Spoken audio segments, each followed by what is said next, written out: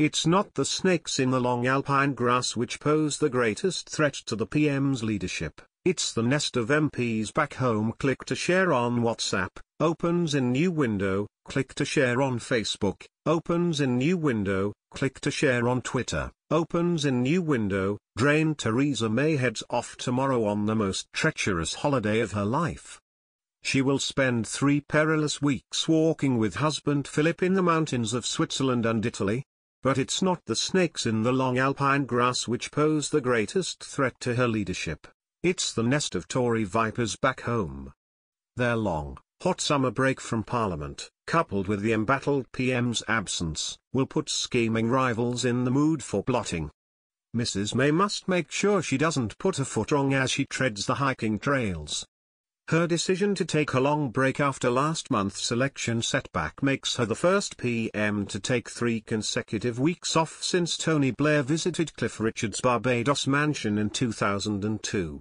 But he was at the height of his popularity, while Mrs. May is heading off with the worst satisfaction rating of any modern-day Prime Minister. It makes her gentle hillside walks fraught with danger. So here's a holiday survival list to ensure she gets back to number 10 in one piece next month.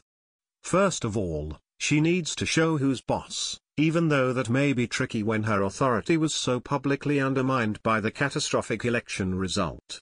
That means making clear to members of her cabinet she will not tolerate any treachery while she is away, and being prepared to act decisively by sacking anyone who steps out of line. Firing a conniving minister would send a clear message to what is now her biggest power base, her backbench MPs. They, more than most, want Mrs. May to stay in power until Brexit is delivered and fear a change of leadership before then would trigger another general election that could cost them their seats and put Jeremy Corbyn in power. First Minister Damian Green is loyal, safe and trusted to look after the shop. Boris Johnson is being kept away from the levers of power this summer, but giving Chancellor Philip Hammond a short spell in the hot seat could prove troublesome. Mrs. May would do well to warn the man Brexiteers love to hate against winding up colleagues while she is away. A cabinet source said, "We need some clarity about who is in charge of the government while she's away. The last thing we want is some minister bragging, 'I'm in charge,' like we had with John Prescott during the last Labour government." Theresa's greatest weakness is her own lack of authority, and she has to exert what little of it she has left if she is to survive the summer. Allies of Brexit Secretary David Davis have been accused of mounting black ops to undermine the PM, and cabinet colleague Andrea Leadsom is still believed to harbour leadership ambitions. Mrs. May's spies will no doubt tip her off about any secret dinner parties they may hold, or any WhatsApp discussions taking place. They will also keep a keen eye on Davis's cheerleader Andrew Mitchell and the outpourings of ex-Chancellor George Osborne in the London newspaper he now runs. Ian Duncan Smith, whose 2-year spell as Tory leader ended after a summer of plotting, said, "There are some who clearly have a death wish and will spend the break briefing against the Prime Minister, but they should bear in mind that the backbenchers are rock solid behind her. Their message is clear. Most MPs certainly won't be supporting any future leadership candidate who shows the slightest treachery over the summer." The biggest potholes of all facing Mrs. May are the most unexpected and difficult to avoid events. A crippling strike in key public services, a demo that descends into riots, or an unexpected catastrophe, such as flooding, would all plunge her into crisis mode.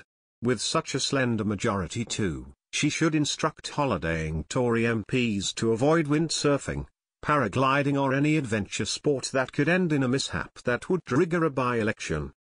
Mrs. May herself must tread carefully on her walking holiday. One wrong step could result in a sprained ankle and some embarrassing headlines about an accident-prone PM. Senior Tories have urged plotters to back away from sparking an early leadership contest. But there are fears a move to replace her will be made in the autumn as soon as the conference season ends. The PM can head this off at the pass now with a wave of initiatives and announcements over the 46-day summer break to put her on the front foot. Last week Mrs. May joked that her MPs will be relieved that she is not returning to Snowdonia, where she made up her mind to call a snap general election during an Easter walking holiday. Perhaps this time she and Philip will spend those hillside strolls discussing what she will say in her conference speech. For while she may scale a few peaks over the next few weeks, she's got an even bigger mountain to climb when she returns home.